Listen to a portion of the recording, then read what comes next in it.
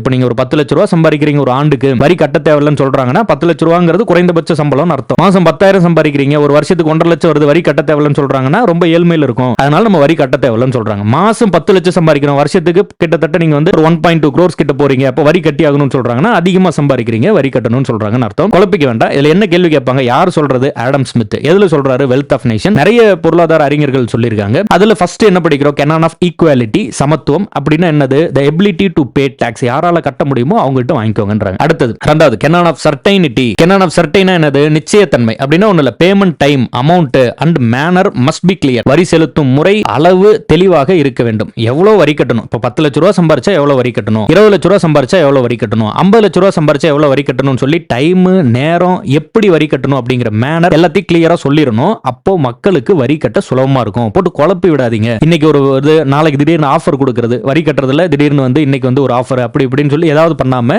தெளிவா இந்த பணத்துக்கு இவ்வளவுன்னு சொல்லி சொல்லிட்டோம்னா, அந்த கிளாரிட்டி இருந்ததுன்னா மக்கள் ஈஸியாக வரி கட்டுவாங்க அப்படின்னு நம்ம வந்து சொல்லிடுறோம். அதே போல கெனான் ஆஃப் கன்வீனியன்ஸ், வசதி. Tax should be collected at a time convenient for the taxpayer. அப்படின்னா என்னது?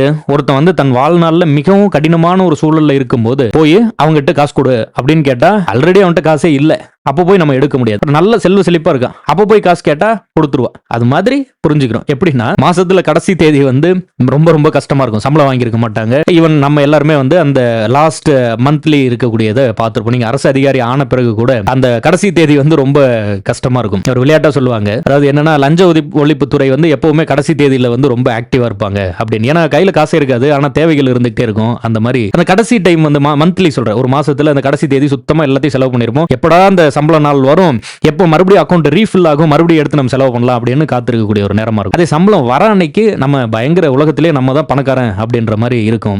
ஒரு மோட்டிவேஷனா இதை எப்போதும் மனசுல நினைச்சுக்கிறது உண்டு. ஸ்டூடெண்ட் மாணவர்களுக்கு கூட சொல்றது உண்டு. அதாவது இது ஒரு மீமா தான் பார்த்தேன்.